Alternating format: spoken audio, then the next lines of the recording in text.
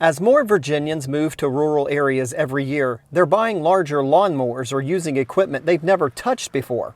That's why experts like Virginia FFA executive Andy Seibel recommend taking extra time and effort to be safe.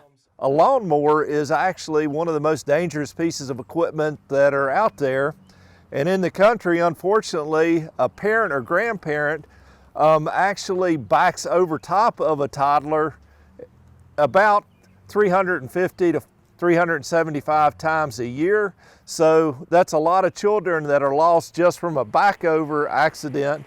So we really try to emphasize with consumers and young people the importance of knowing your surroundings, knowing what's going on around you so that you can safely operate equipment.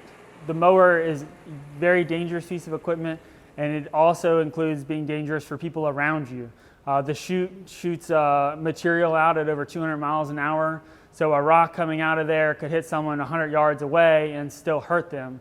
So it is not only very important for our safety, but as well people on campus or for homeowners or things like that. You certainly don't want to send a rock through your neighbor's window, not the best first impression that you can have for them. We emphasize on safety a lot, and like this cart here, simple stuff like park and brake, that can mean the difference between you getting hurt and you not getting hurt. Every school year, FFA advisors like Seibel teach students how to use power tools and equipment safely. And Logan Horn is a turf management instructor at Louisa County High School. He says every year, his students spend weeks learning safety procedures with their equipment before they cut their first blade of grass. First thing you should do when getting on a piece of equipment is take a lap around it. Look to make sure everything is how you left it. If it's got a big pool of oil underneath it or gas, don't get on it and don't start it. Do a pre-trip inspection. Walk around, make sure everything's good. Tires are good. Get on it, start it up, make sure everything is functioning properly. If something sounds weird or feels weird, cut it off, look at it, inspect it, make sure that it is operating at fully functioning before you take it out in the area. Now once you get to an area, you want to typically survey the area, make sure there's not any trees down, any debris, sticks, rocks, trash. You mow over a piece of trash, that piece of trash from one went into 1,000 pieces that you then have to pick up. Once you survey the area and you make sure that there is nothing that's going to impede you mowing or cause harm to the mower or someone else, then you kind of start mowing the area. Seibel says older farm tractors are another risk for rural residents, mostly because they don't have rollover bars to protect the driver.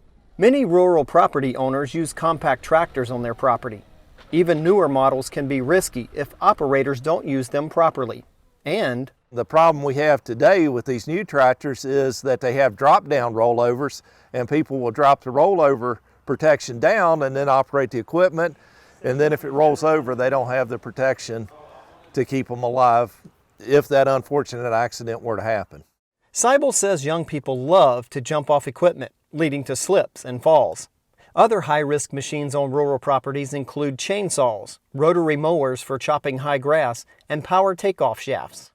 Any piece of equipment that has a power takeoff, it's going so fast that there's no way that the human reaction time can get away from it, so people can get entangled in those PTO shafts, and if they take or don't use the safety shields that are there, it's unfortunate. And I know I've had a student that had their arms caught into a PTO shaft and was pulled into it.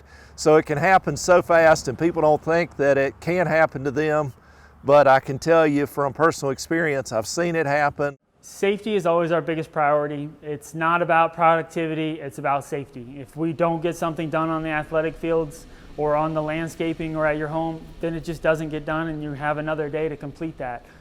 Don't try to rush, don't try to get on a time schedule like I only have an hour to mow, I have to get it done in an hour. It's okay to come back to things. Patience and proper maintenance of power equipment are also important habits to develop when working with these tools. Horn says never try to rush to beat a thunderstorm when you're cutting grass, and wait for the grass to dry before resuming cutting. Power equipment is one risk to rural residents. Another is working with livestock, even smaller animals. If a property owner is new to raising animals or even experienced at it, they need to make sure they work around them safely. Cattle are the number one thing. I mean, Virginia's a huge cattle operation state, but there are instances where we have horses that will kick back, or pigs can accidentally take a person over.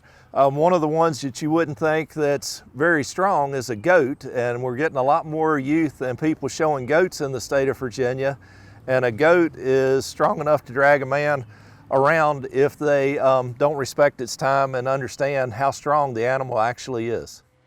Whether you've been working around livestock or power equipment for decades or are brand new to residential lawn care, taking the time to work safely is always your first and most important step. In Louisa County, Virginia, I'm Ricky Gibson reporting.